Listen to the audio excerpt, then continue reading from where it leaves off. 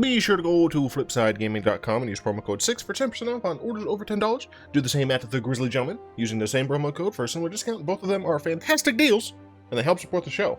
What is up, Planeswalkers 36, back with some more Magic the Gathering Arena. Today we're going to be playing good old-fashioned Vito's Revenge. Now, technically the first person to give me a list was Lord Fifth, aka Uvdeka, aka Sea Cream.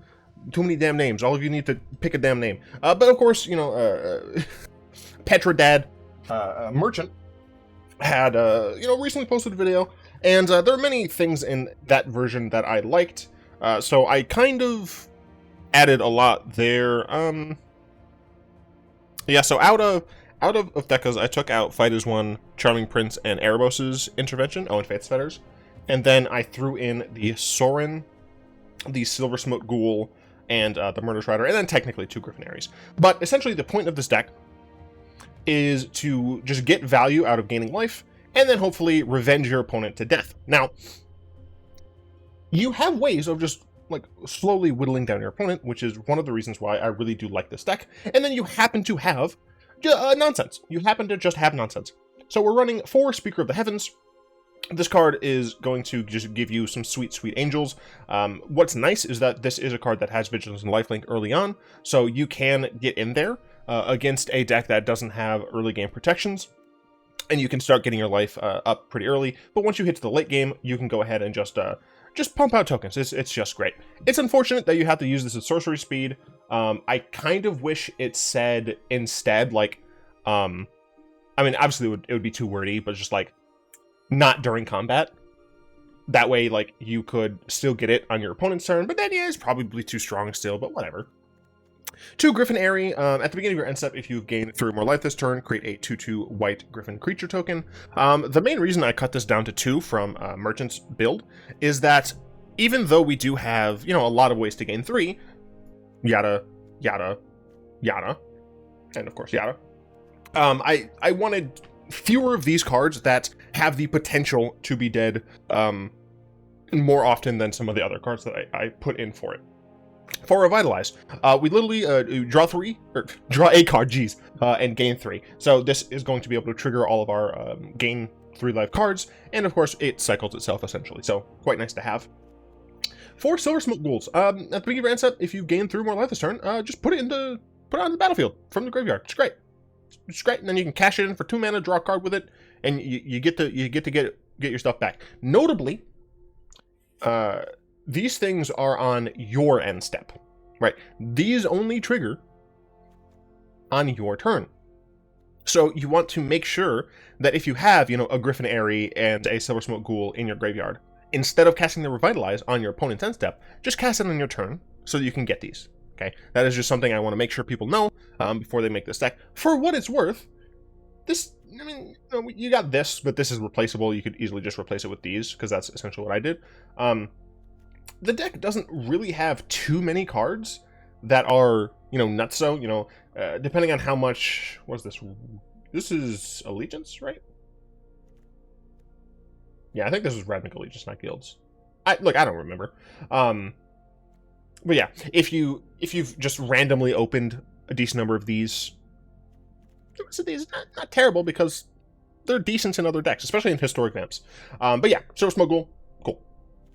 2 Sorin Imperious Bloodlords. The reason I wanted to put this card in is just for the sweet combo with Silversmote Ghoul. I know that technically means that Sorin is sometimes dead, but you know, you do have a non-zero amount of other vampires. You know, you're rocking 12 total. Should be okay. And even if you don't, like, you can still just give your Speaker of the Heavens Death Touch or something, so that you can just, like, attack in with it. Like, it's not terrible. But you can +1 the second version, and then you can sacrifice this to deal 3 damage to anything and gain 3 life, which means this will come back. It's such a cool combination that I had to put it in here. For Vito Dusk Rose, of course, whenever you gain life, target opponent loses that much life. It combos directly with all of your life gain, but also with Revenge. So I'm going to skip and talk about Revenge. We'll talk about Revival later. Revenge is a 6-mana sorcery. Double your life total. Target opponent loses half their life rounded down. Typically speaking, it doesn't matter all that much that they're going to lose half their life, because they're going to lose the rest of their life. In this deck, unless you're going against, you know, some super aggressive deck, and somehow haven't gained life out of like range, just doubling your life total while Vito is on the field is usually just a GG skis from for your opponent. So let's say you're at, let's just say you're at 20. You're going to double your life total. Means you're going to gain 20 life, because when you double, that is life. That is a change in life. Whenever you change your life total or set it to something, whatever that difference is a gaining or loss of that much life. So if you're at 20 and it says set your life total to 25, you're gaining 5. If it says set your life total to 1, you're losing 19, right? So, yeah, you double your life total. Let's say you're at 20, you double it to 40. Your opponent going to lose 20 life. Cool. But also, just good old-fashioned 5-mana creature you control gain lifelink. For what it's worth, you're probably not necessarily going to need that too often. Obviously, if you have, like, the Angels, then that's going to be helpful to kind of close the game out. But, you know, you have Sorin. This doesn't have lifelink innately, but the rest of them do. Well, I guess this doesn't, but he's only 1 power, so, eh. Still, Vito is cool, especially because Dusk Rose, I love the Conquistador vampires. They're so cool. 3 Murderous Rider, it's removal. It loses you life, but that shouldn't matter too much, because you can also cast it as a creature and you can gain some life. It's pretty cool. 4 Indulging Patrician, she is just fantastic, essentially. If you gain 3 more life, you get to just nug your opponent for 3, which is just great. Oath of Kai's, it's removal, and it gains your life. Who'd have thought? Sorin makes it so that your creatures have lifelink. Pretty cool. You can return things like Vito from your graveyard. And then you can just ping things. It's great. It's great. Revival. You can return a Vito. For example, if you have 2 Revival in your hand and Vito in the grave, you go ahead and revival the Vito back and revenge your opponent. It's great. It's cool. This is the metabase, similar to what Merchant has. I didn't have as many Locthwains in the deck. I'm not entirely sure why I chose not to. I have 4. I just chose not to have that many. So we're going to hop on into some games here. I did play a practice game against... Gosh, what was the duck? It was Garuda. It was Bant Garuda. And they died to revenge. They missed a single land drop. So I was able to get Vito on the board early enough that, I was slowly whittling their life down. They kept gaining. They gained 3, 6, probably 15 life that game. And when I cast Revenge, they were only at, I want to say, like, around 15 as well. Unfortunately, I can't keep this hand. Even though we go first, not having any white mana is not the best. And plus, 2 lands isn't really what we're looking for anyway. The issue here is that, like, this is totally a more reasonable keep. Gosh. Since I'm gonna keep this one because we do have both colors plus the temple. I wish I knew a bit more information about what my opponent's deck was. Oh, right, I keep forgetting to put my ugly self back. There we go. I want more information on what my opponent's deck does, because that determines whether or not I play Temple of Skylance or if I Speaker. I'm gonna keep it, and I yeet Sorin. It's just what do I play? I think I'm gonna play this first. Getting Griffin Aerie down on curve isn't necessarily that important. My opponent reading Speaker of Heavens. And they're playing red, potentially. Scorch Spitter. Okay. I will attack. There's essentially no reason for me not to. I'm absolutely fine with the block here. Because I'm functionally gaining 3 life if they block. Cool. So I'll play another one.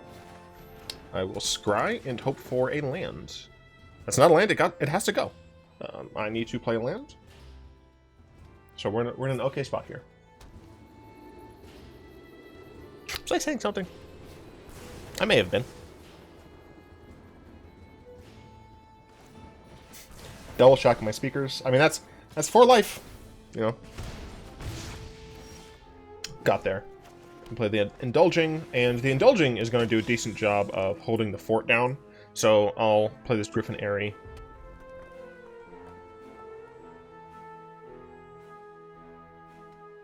Would I block if they attack with Scorch Spitter? Yeah, I mean, I might as well. I'm sure there are things that they can use to blow me out. Obviously, they can skewer the critics, my Indulging Patrician, but I am just getting rid of cards in their hand. So yeah, I'm absolutely satisfied with that. They have a light up the stage as well. That's what I didn't want to see.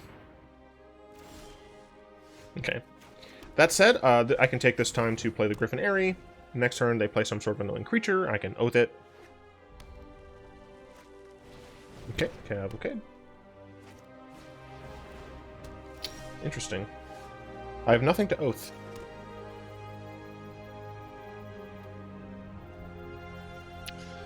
Well, shoot.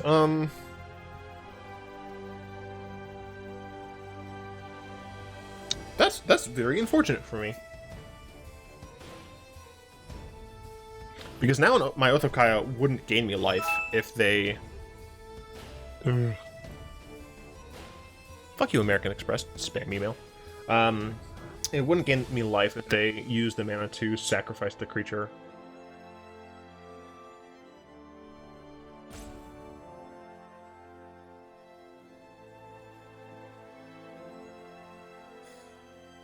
I'm just gonna use it now to hit them in the face. I don't know if that's correct, but it does give us a creature to block with. Steamkin. Maybe I was wrong. Oh, it's Silversmote Ghoul. Hello.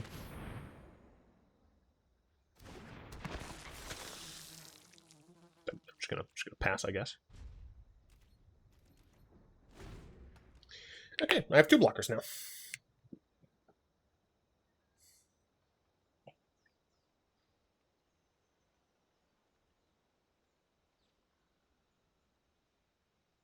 I mean, if he targets my ghoul, I will sacrifice it. Torbrand! Horrifying. Although now the Cavalcade's not going to matter nearly as much. Man, I would love a good old-fashioned Murderous Rider.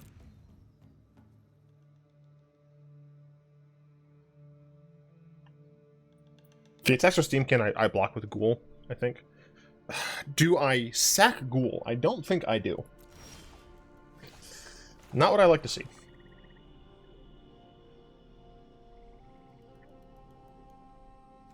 Yeah, this is what I call a Yikes School moment. It seems that, unfortunately, playing the Oath of Kaya early was a yikes. Skewer that? Why would you skewer that? I get free card draw. Of course it's just a swamp. So here I just have to chump the Steamkin. Maybe I don't.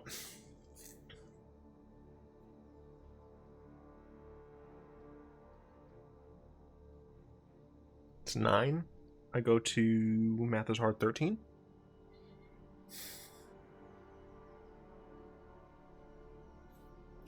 I'm gonna save it.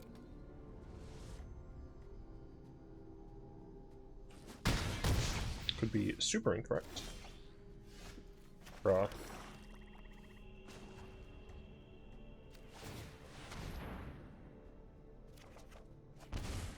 Dude. That sucks. 1, 2, 3, 4, 5, 6. 2, 3, 4, 5, 6, 7, 8, 9. Jeez. I drew 3 more lands than non-lands. That's what I like to call it. Oof. They can sack that. Why would you not? 6? 4? That would have been lethal if they just sacked the Scorch Spitter.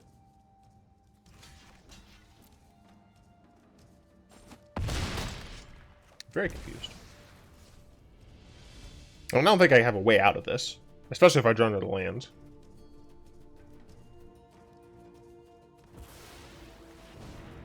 Oh, they can shoot me for 4 twice. Yeah, alright. Wait. You fucked it up. Oh my gosh. And he committed to it. Now if I have a...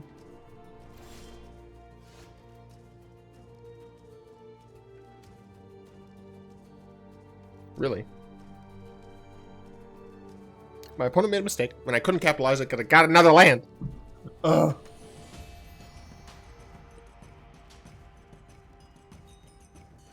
So I can...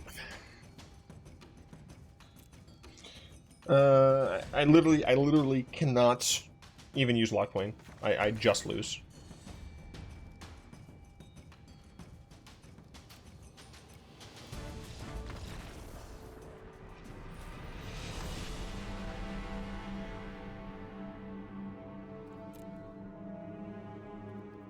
I have to tell Wizards that their bot fucked me.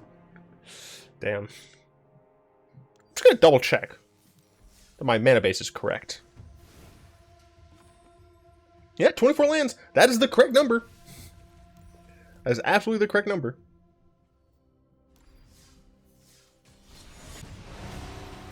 I do have a single Discord question if you'd like to ask me some questions, either about Magic or myself or what have you. Feel free to join the Discord, link in the description. Malakitty asks how I feel about the story arc with Venser and Karn. Feel free to go off. So, I hate it. And there are a couple different reasons why I hate it. The main one is that they retconned Venser to be a drug addict to Blinkmoth serum, when, if I recall correctly, there's like no indication from earlier material that he's ever been to Mirrodin before. And Mirrodin is where you get Blinkmoth serum, so... let's see... Can keep this Speaker turn 1, Patrician turn 3. So like Speaker, Temple, Patrician, Revitalize. Sure. My opponent with the Gruul Sleeve. Becky with the Gruul Sleeve. Yeah, so that was an annoying thing. Technically, I also dislike... So, Wizards has stated that a spark is not tied to an organ. Right? It is not something that is it's not a special part of the spleen or whatever. It is just a thing that sentient creatures have a chance to be born with. Now, I technically don't have an issue with Venser giving Karn his heart to give him a spark, because we know for a fact that sparks can be transmitted via body things. For example, Karn's eye and whatnot. Or Karn's, he got, like, Urz's eye, I believe. I could be wrong. I mean, yeah, I attack here. Pel Collector, in my opinion, is more valuable than my Speaker.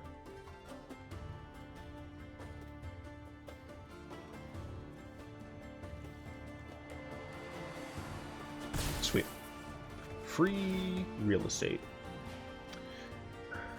Do I want a secondary Vito?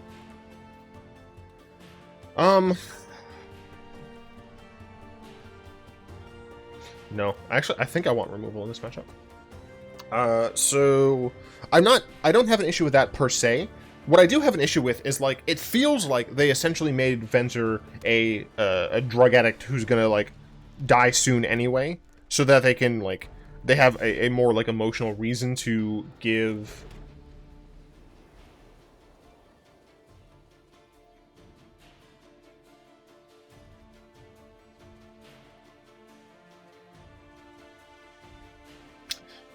He might have Giant Growth.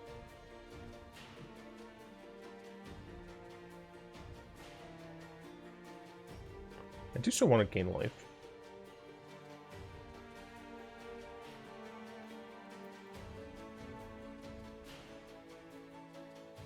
I think that's still a good trade for me, though.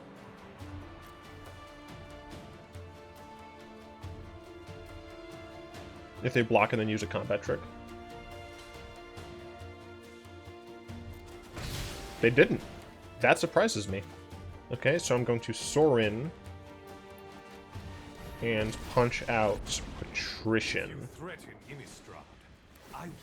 take it personally. Join my crusade. It's not the best per se, but it is the most efficient use of my mana. Pel Collector? Interesting.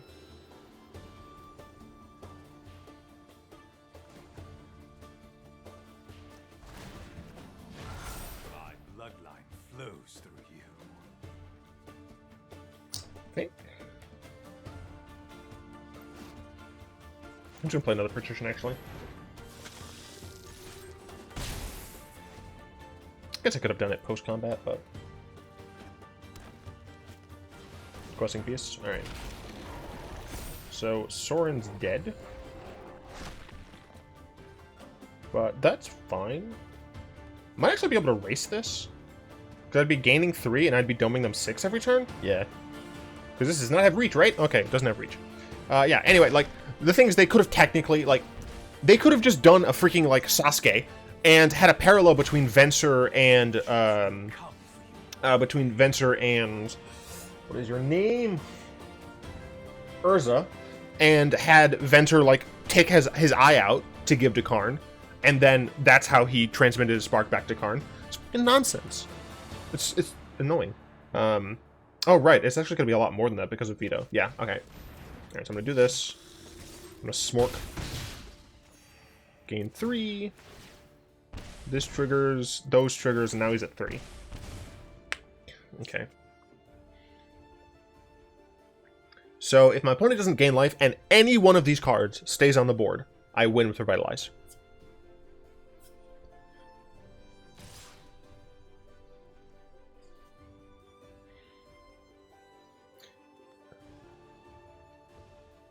Ember Cleave would cost 4. So it could be 10, 12. Doesn't give life.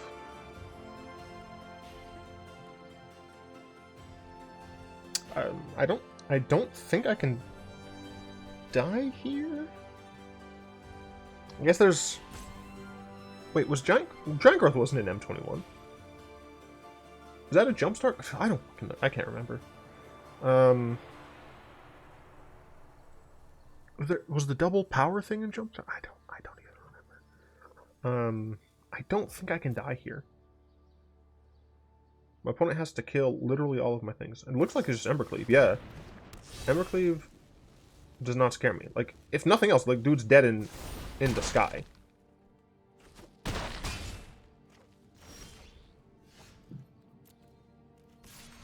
Yeah, get actually ripped on. Sweet. We killed a hashtag real deck. Cool.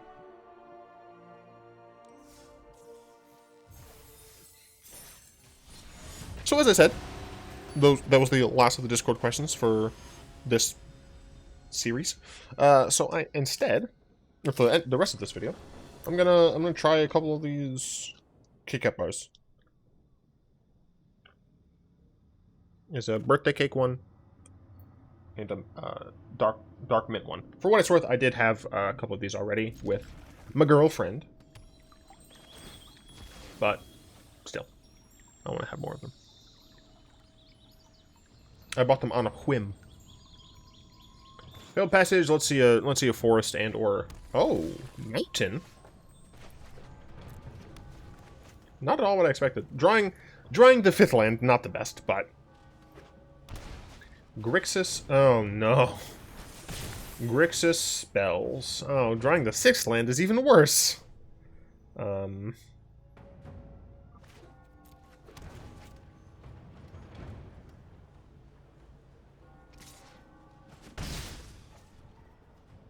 mean, that's promising. So we're gonna play the Ghoul.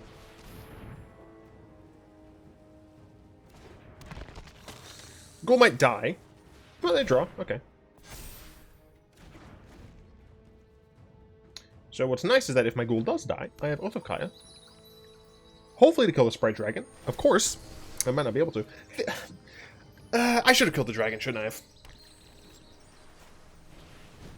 Okay, no, I can still kill the dragon.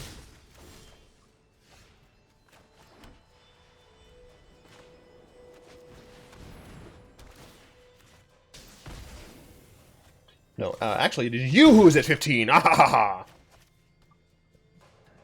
So next turn I can play another Ghoul.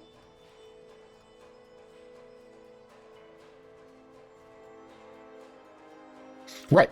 I'm gonna have the mint one first. So this is how it looks. It looks very much like a well, It looks like you shaved part off of the... Oh, God, what are they called? Andes? Andes mints, yeah. And I'll tell you right now, like, I'm not a big fan of dark chocolate. I think it's a little overbearing for me personally. Even when mint is involved, I prefer the mint to be overbearing. That's just what I enjoy. Buy Revitalize? No way you're going to take the Ghoul. Okay. I was about to say, like, that would just be the stupidest shit. Fuck.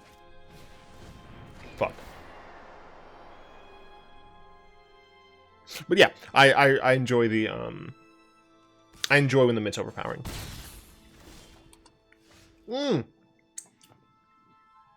I love it.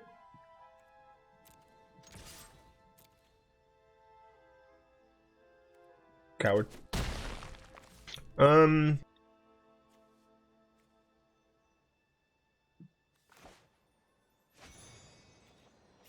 Kill this, I guess.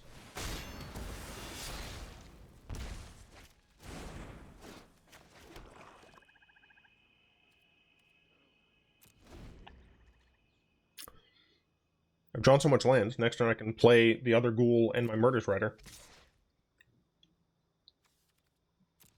So, it does have a similar, like, taste to, Thin Mints. My opponent didn't do anything. For real? Just more lands? Alright, I'm gonna attack with my Ghoul.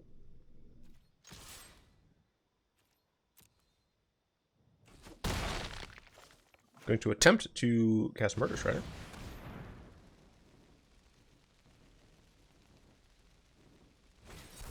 It does get countered. Okay.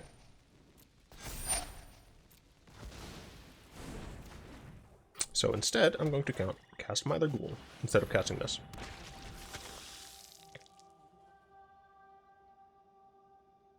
Ghoulerific. Lol. Take. Oh, that's lethal damage they're putting them into. Lethal range.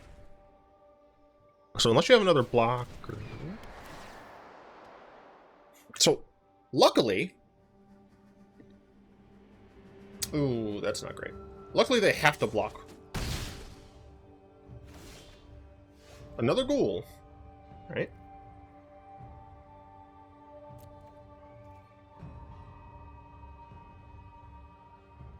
I should have played Temple of Silence first.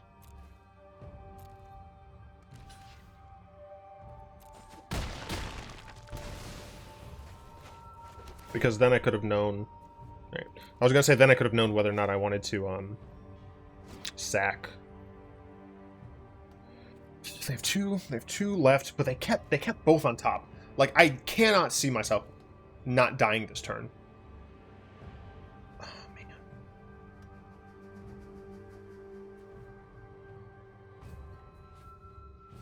I'm gonna activate the Ghoul.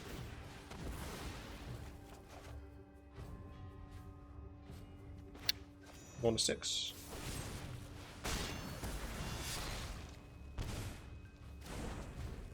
Next turn I can play Ghoul Rider.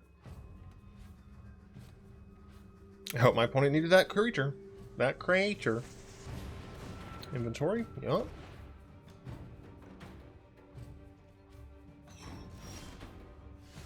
Nice. So I'm gonna cast this, because they know about it. They want to counter this, that's fine.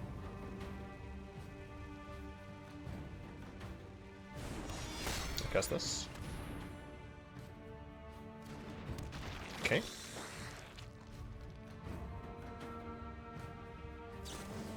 Why would you target? I mean, sure. I legit think they should have targeted my face. Clutched it out.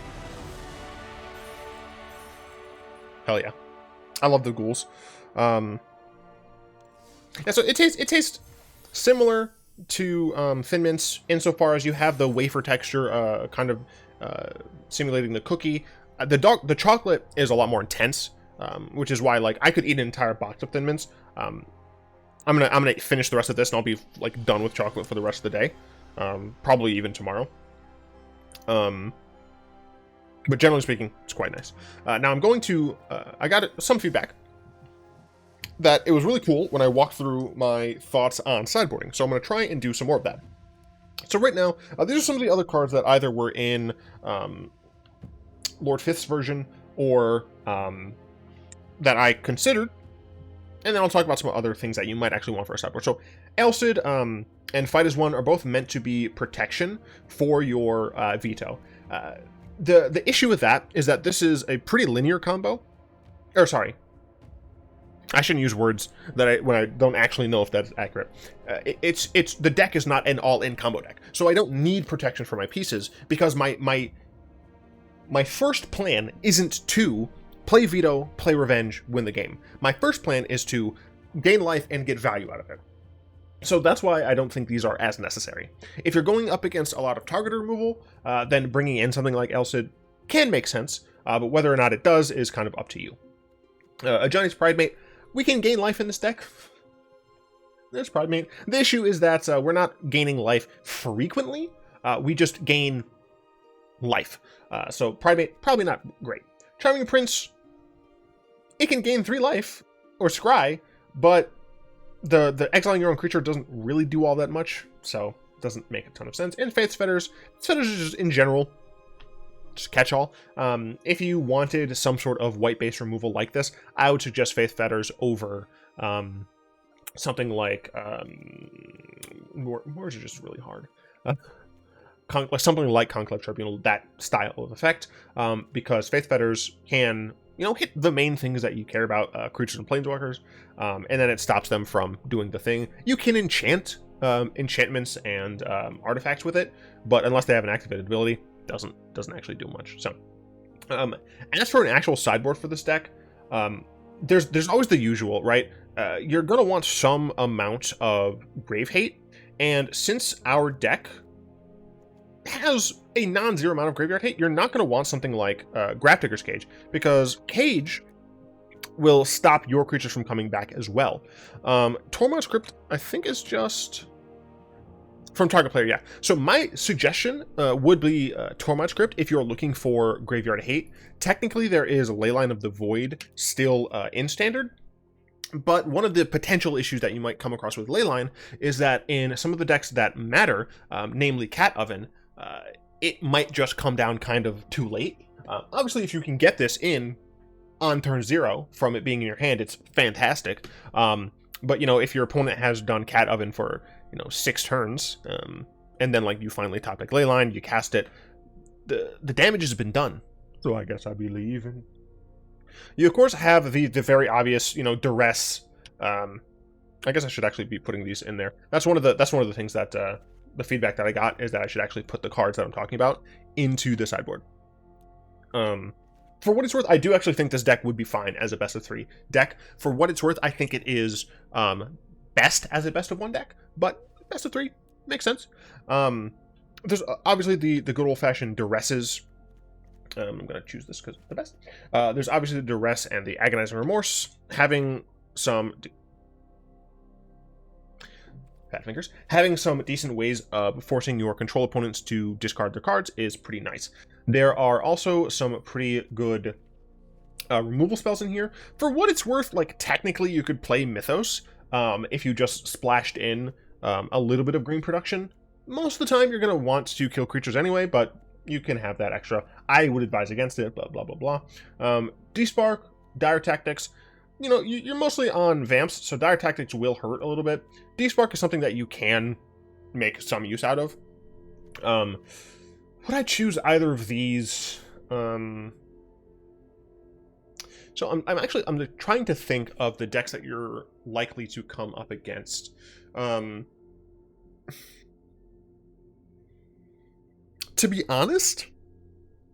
be fully honest with you, I think that you'd rather have something along the lines of Heartless Act. Something along of Heartless Act, because that can hit the majority of things that you're looking to hit. So this will hit your early game red creatures. It'll hit your what are those darn things called? Questing Beasts. It can deal with Nissa lands by removing the 3 counters that they get. So I think something like Heartless Act is kind of where you want to be. As for board wipes, I do think this deck needs some board wipes. However, I want you to notice something about our deck. We have only odd creatures. All the creatures in this deck are innately odd. Now, obviously, we make something with Griffin Aerie, it's going to be even because it's a 0 CMC. So, Extinction Event is something that you could definitely make a lot of use out of in your sideboard as a way of dealing with some creatures. That said, sometimes you go against super fast decks. The issue is then, like, the Silversmote Ghoul gets exiled, Speaker of Heavens would get exiled, Sorin would no longer be able to bring him back now that we're Revival. So, you technically could, if you really wanted to, play Cry of the Canarium. I personally would. But yes. Let's see, I'm trying to think of some other decks that this deck might have an issue with. Flash decks. Look, if I knew how to beat Flash, I'd be beating Flash right now. So I don't know if I do. But yes, I think something along these lines would be correct. And of course, whenever you put them in the deck, make sure to take away these ugly, god-awful, no-good, very bad card styles. These don't deserve to see the light of day. They are lepers and should be wiped off the face of the earth. So before we actually end today's video, I'm also going to have a little bit of the birthday cake, Kit Kat. And I've got to say, it even has the little, like, the spherical sprinkles. Absolutely fantastic. Now, you might think that this is with white chocolate. It's not. It's with a white creme with sprinkles. And it's pretty, in my opinion, it's pretty good. And, like, legit.